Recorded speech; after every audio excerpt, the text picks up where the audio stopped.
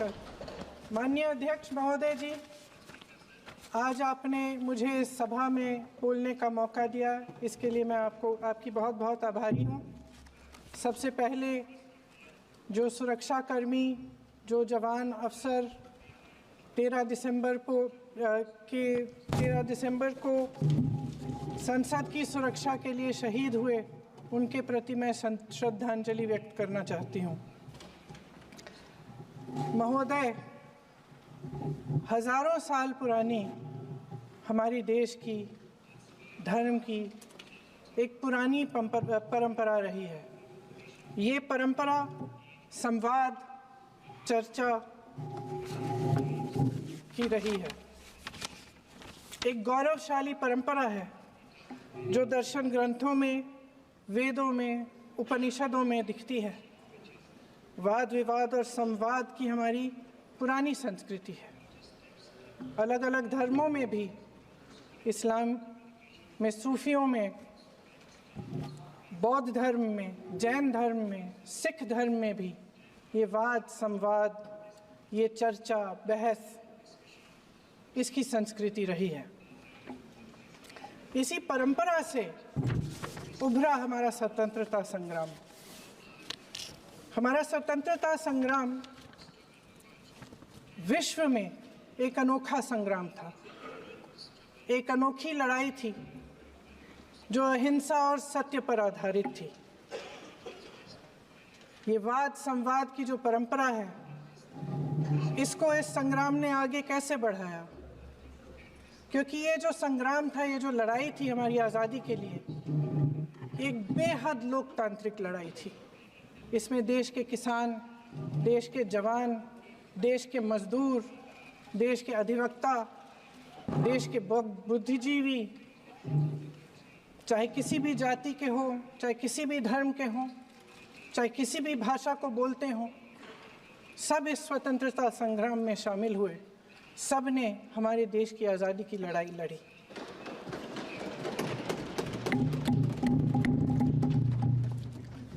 और उसी आज़ादी की लड़ाई से एक आवाज़ उभरी जो हमारी देश की आवाज़ थी। वो आवाज़ ही आज हमारा संविधान है। साहस की आवाज़ थी, हमारी आज़ादी की आवाज़ थी, और उसी की गूंज ने हमारे संविधान को लिखा और बनाया। ये सिर्फ एक दस्तावेज नहीं है। बाबा साहेब अम्बेडकर,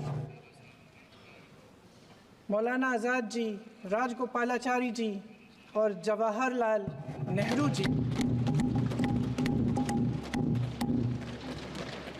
और उस समय के तमाम नेता, जैसे आपने कहा, इस संविधान को बनाने की जो कार्य में सालों के लिए जुटे रहे। हमारा संविधान इंसाफ, उम्मीद, अभिव्यक्ति और आकांक्षा की वो ज्योत है जो हर हिंदुस्तानी के दिल में जलती है। अध्यक्ष महोदय, इस ज्योत ने हर एक भारतीय को ये पहचानने की शक्ति दी कि उसे न्याय मिलने का अधिकार है, कि उसमें अपने अधिकारों के लिए आवाज़ उठाने की क्षमता है, कि जब वो आवाज़ उठाएगा तो सत्ता को उसके सामने झुकना पड़ेगा। इस संविधान ने हर एक देशवासी को ये अधिकार दिया कि वो सरकार बना भी सकता है और सरकार बदल भी सकता है। ये ज्योत जो हर हिंदुस्तानी के दिल में जलती है, उसने हर हिंदुस्तानी को ये विश्वास दिया कि देश की संपत्ति में, देश की दौलत में, संसाधनों में उसका भी हिस्सा है, कि उसे एक सुरक्षित भविष्य की उम्मीद का अधिकार है, कि देश बनाने में भी उसकी भागीदारी है। उम्मीद और आशा की ये ज्योत मैंने देश के कोने कोने में खुद देखी है। उन्नाव में मैं एक रेप पीड़िता के घर गई। उसे जलाकर मार डाला था। वो शायद 20-21 साल की होगी। हम सब के बच्चे हैं।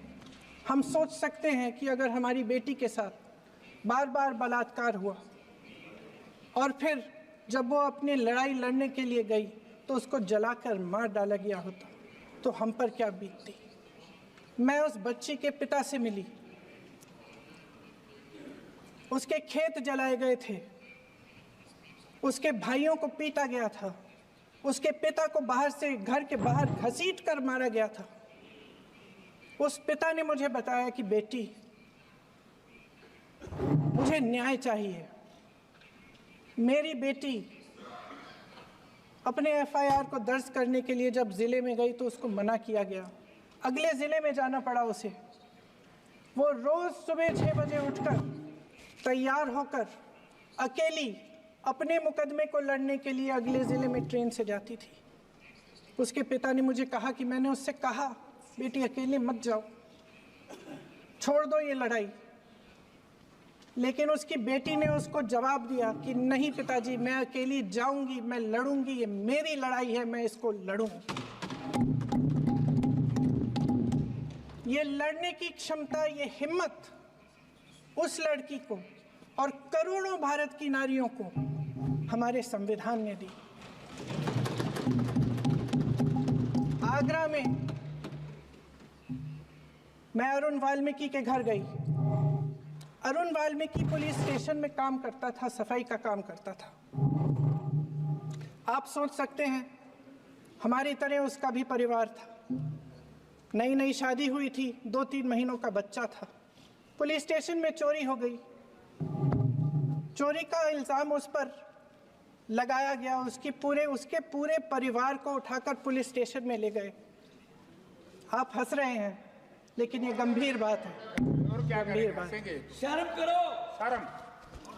अरुण वाल्मीकि को पीट पीट के मार डाला, उसकी बीवी को पीटा, उसके पिता के नाखून निकाले, उसके पूरे परिवार को पीटा गया।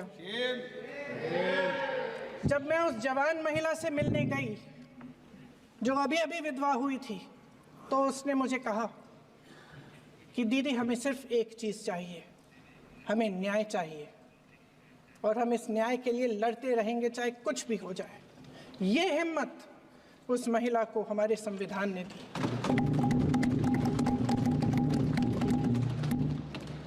संभल के कुछ लोग आए थे हमसे मिलने जो मृतकों के परिवार के सदस्य थे।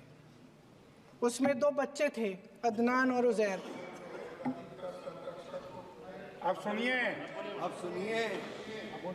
उसमें 2 बच्चे थे, अदनान और उज़ैर। एक बच्चा मेरे बच्चे की उम्र का है, दूसरा उससे छोटा 17 साल का है। दर्जी के बेटे थे। दर्जी का एक ही सपना था कि वो अपने बेटों को पढ़ाएगा, लिखाएगा। एक बेटा डॉक्टर बनेगा, एक बेटा भी सफल होगा दूसरा बेटा भी अपने जीवन में सफल होगा। उनके पिताजी हर रोज उनको स्कूल छोड़ते थे। उस दिन भी स्कूल छोड़ने के बाद अपनी दुकान में चले गए। उन्हें पता नहीं था कि विवाद हो रहा है। उन्होंने भीड़ देखी, घर आने की कोशिश की तो पुलिस ने गोली से मार डाला। वो 17 साल का बच्चा अदनान मुझसे कहता है, वो 17 साल का बच्चा अदनान मुझसे कहता है कि मैं बड़ा होकर डॉक्टर बन के दिखाऊंगा, मैं अपने पिता का सपना साकार करूंगा।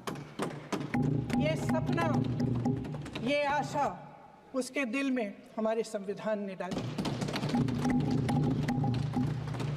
अध्यक्ष महोदय, हमारे देश के करोड़ों देशवासियों के संघर्ष में, अपने अधिकारों की पहचान में, इनकी कठिन से कठिन परिस्थितियों से लड़ने की अपार हिम्मत में और देश से न्याय की अपेक्षा में हमारे संविधान की ज्योत जल रही है।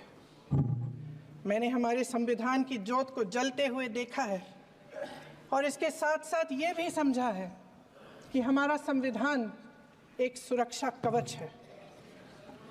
एक ऐसा सुरक्षा कवच है जो देशवासियों को सुरक्षित रखता है, न्याय का कवच है, एकता का कवच है और अभिव्यक्ति की आज़ादी का कवच है।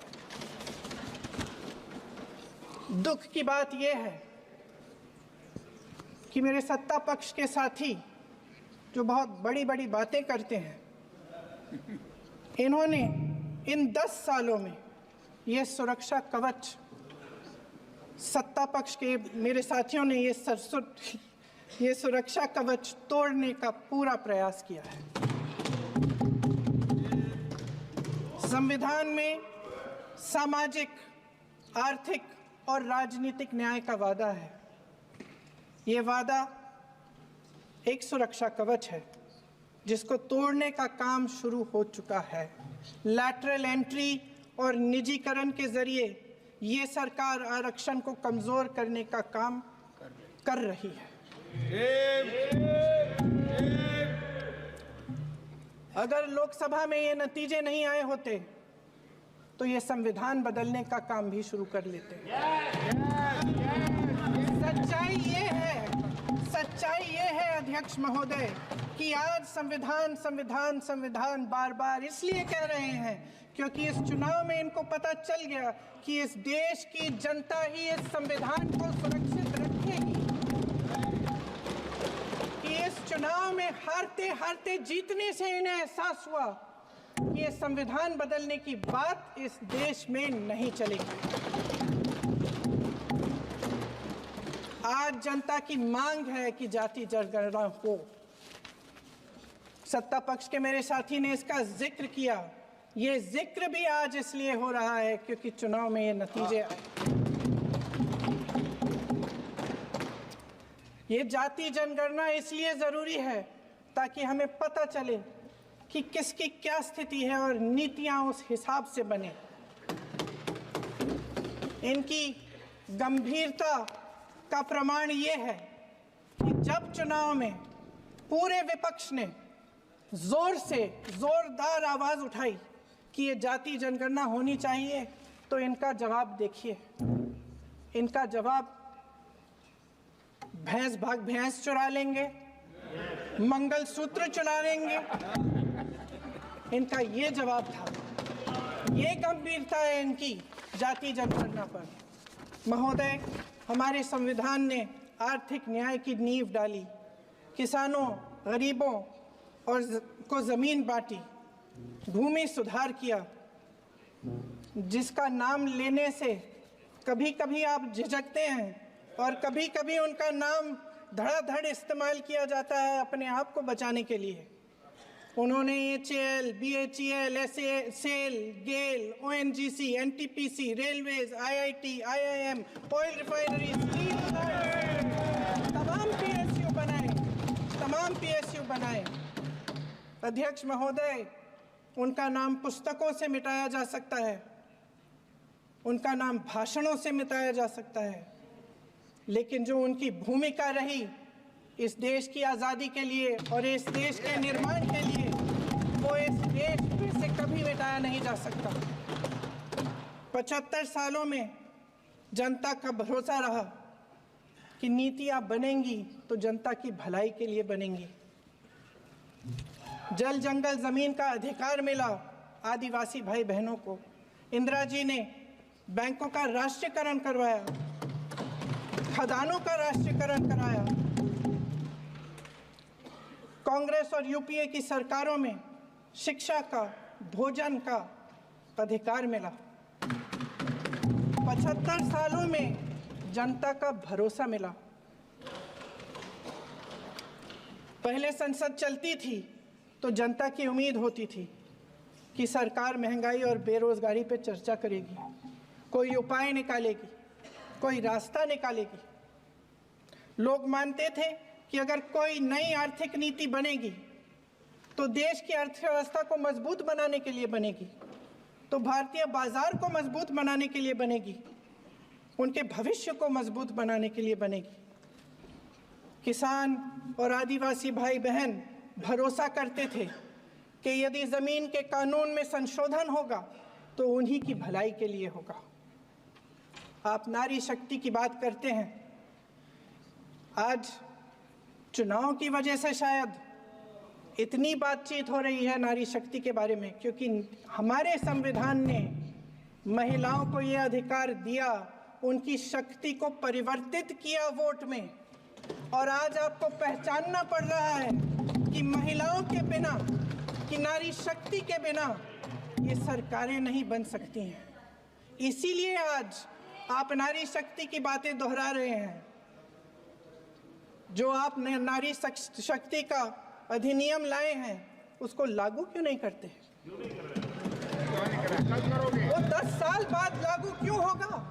क्या आज की नारी 10 साल इंतजार करेगी उसके लागू करने के लिए? क्या बात है, क्या बात है।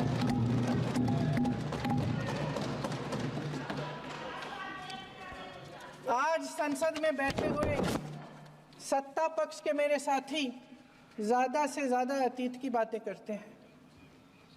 1900 किस में क्या हुआ, कब हुआ, नेहरू जी ने क्या किया। अरे वर्तमान की बात करिए, देश को बताइए आप क्या कर रहे हैं, आपकी जिम्मेदारी क्या है? कि सारी जिम्मेदारी जवाहरलाल नेहरू की है। अध्यक्ष महोदय जी, ये सरकार आर्थिक न्याय का सुरक्षा कवच तोड़ रही है। आज संसद में बैठी ये सरकार बेरोजगारी और महंगाई से जूझ रही हमारी जनता को क्या राहत दे रही है? कृषि के कानून भी बड़े बड़े उद्योगपतियों के लिए बन रहे हैं। सही एमएसपी को छोड़िए, डीएपी तक नहीं मिल रहा है।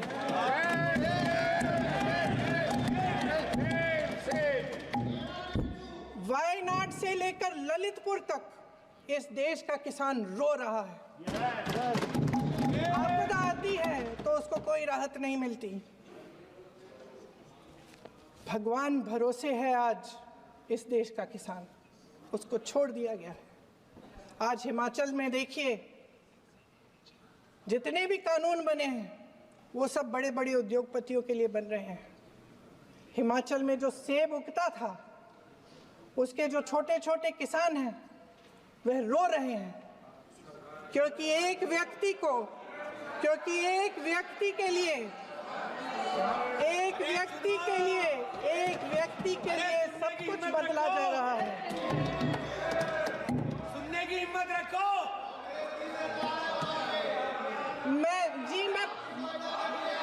अध्यक्ष महोदय जी, अध्यक्ष महोदय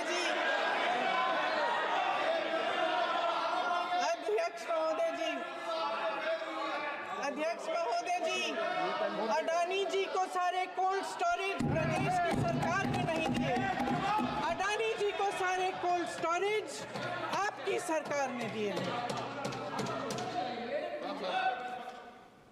देश देख रहा है कि एक व्यक्ति को बचाने के लिए 142 करोड़ देश की जनता को नकारा जा रहा है। सारे बिजनेस, सारे संसाधन, सारी दौलत, सारे मौके एक ही व्यक्ति को सौंपे जा रहे हैं।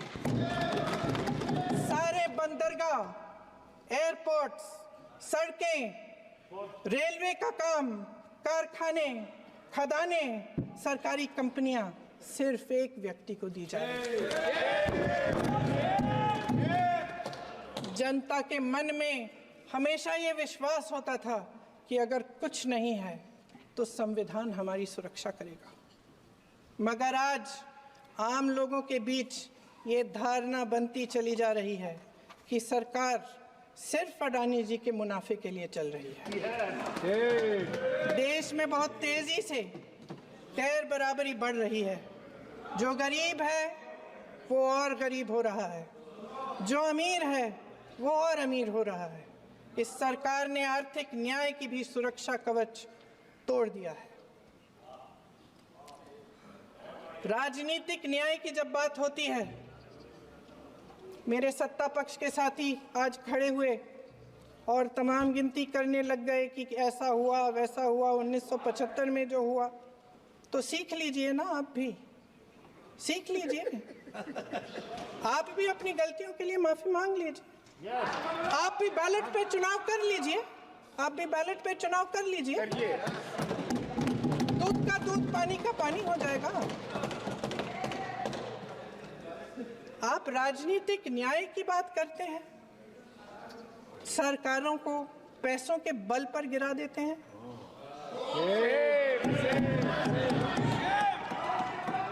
मेरा आग्रह है कि अपन संविधान में सकारात्मक बोले।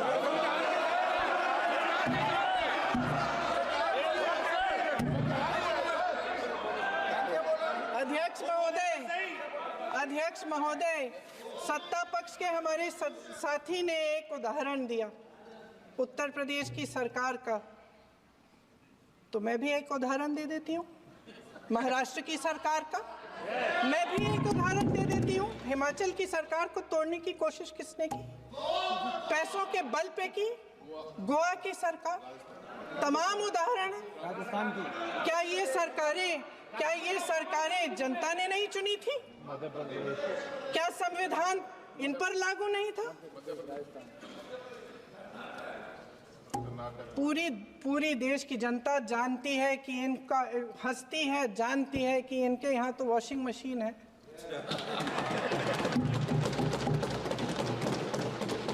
जो यहाँ से वहाँ जाता है वो धुल जाता है। इस तरफ दाग, उस तरफ स्वच्छता। और मेरे कई ऐसे साथी हैं जो इस तरफ होते थे उस तरफ चले गए, मुझे दिख भी रहे हैं, वॉशिंग मशीन में शायद धुल गए हैं। अध्यक्ष महोदय, जहां भाईचारा और अपनापन होता था, जहां हमारे संविधान ने एकता का सुरक्षा कवच दिया था, वहां शक और घृणा के बीज बोए जा रहे हैं।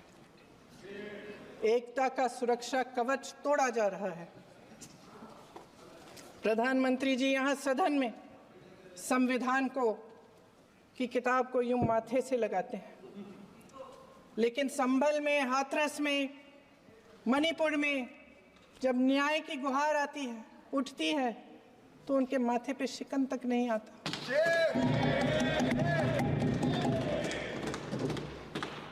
शायद समझ नहीं पाए हैं कि भारत का संविधान संघ का विधान नहीं है।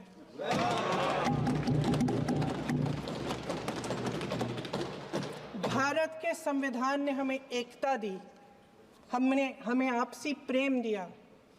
उस मोहब्बत की दुकान जिस पर आपको हंसी आती है, उसके साथ करोड़ों देशवासी चले। करोड़ों देशवासियों के दिल में एक दूसरे के लिए प्रेम है, घृणा नहीं है।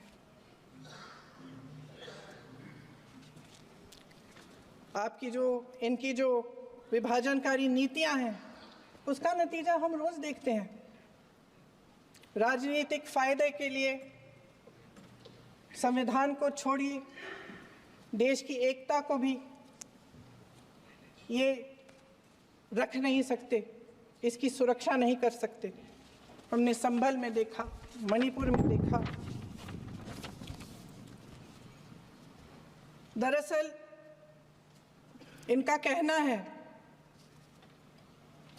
कि अलग अलग इस देश के अलग अलग हिस्से हैं, लेकिन हमारा संविधान कहता है कि ये देश एक है और ये देश एक रहेगा। जहां खुला विवाद होता था, अभिव्यक्ति का सुरक्षा कवच होता था, इन्होंने भय का माहौल पैदा किया है। सत्ता पक्ष के मेरे साथी अक्सर 75 सालों की बात करते हैं, लेकिन इन 75 सालों में ये उम्मीद, आशा, ये अभिव्यक्ति की ज्योति कभी थमी नहीं, कभी बुझी नहीं।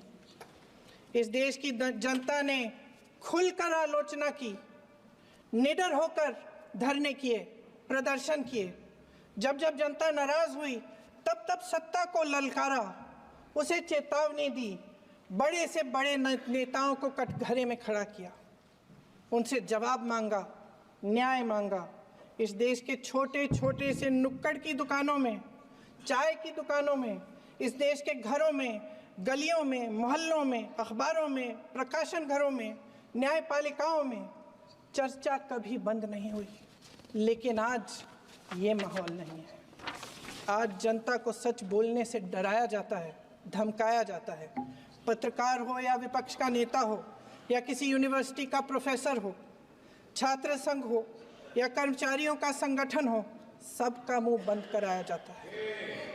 किसी पे ईडी, किसी पे सीबीआई, किसी पे इनकम टैक्स,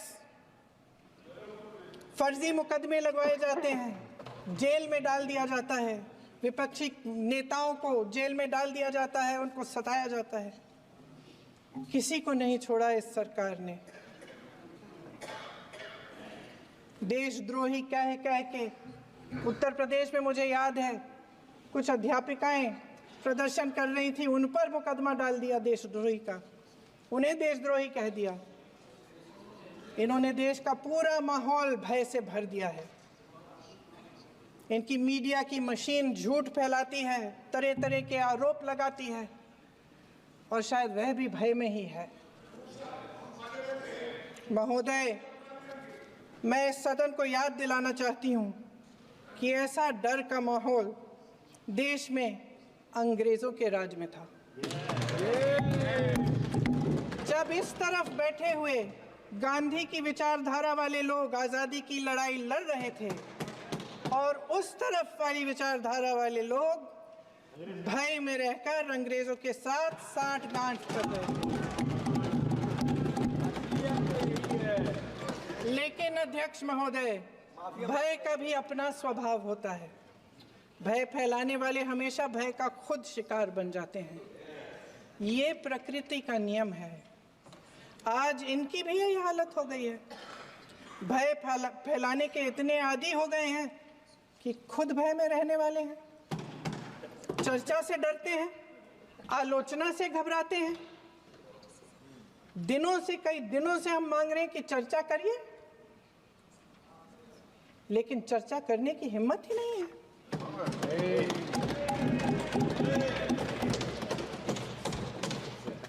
एक कहानी होती थी अध्यक्ष महोदय, शायद बचपन में आपने भी सुनी होगी। राजा भेष बदलकर बाजार में आलोचना सुनने जाता था। ये सुनने जाता था कि प्रजा मेरे बारे में क्या कह रही है, मैं सही रास्ते पे चल रहा हूं कि नहीं। लेकिन आज का राजा, भेष तो बदलते हैं आज के राजा, शौक तो है उनको भेष बदलने का, लेकिन न जनता के बीच जाने की हिम्मत है और न आलोचना सुनने की। महोदय, मैं तो सदन में नहीं हूं।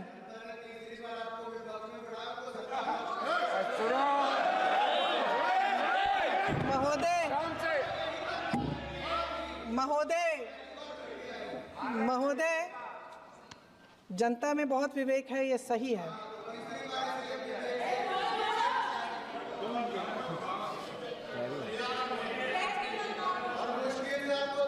अच्छा महोदय, मैं सदन में नहीं हूँ।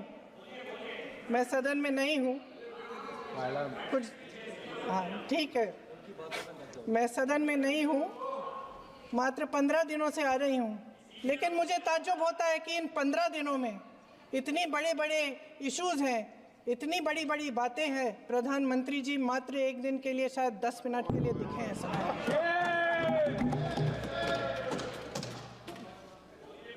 बात यह है अध्यक्ष महोदय जी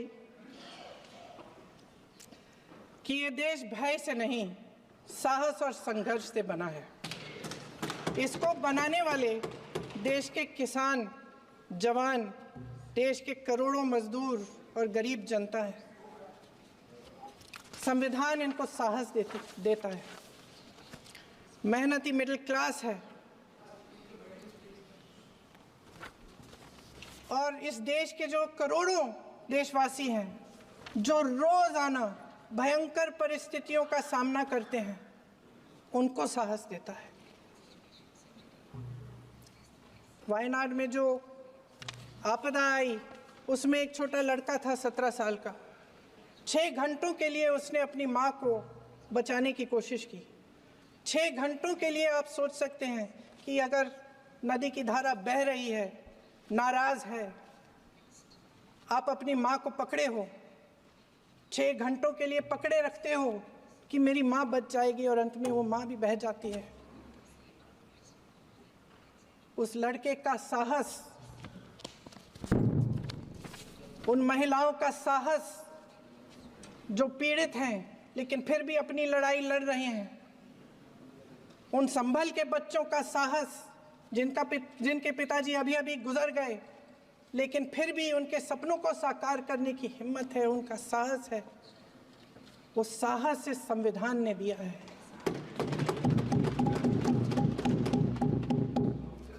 वो आत्मविश्वास इस संविधान ने दिया है। ये देश भय से नहीं चल सकता, ये देश साहस से ही चलेगा। भय की भी सीमा होती है, और जब वो सीमा पार हो जाती है, जब किसी को इतना दबाया जाता है कि उसको लगने लगता है कि अब मेरे पास खोने के लिए कुछ नहीं है, तब उसमें एक ऐसी शक्ति पैदा होती है जिसके सामने कोई कायर खड़ा नहीं हो सकता। ये देश कायरों के हाथों में ज्यादा देर तक कभी नहीं रहा है।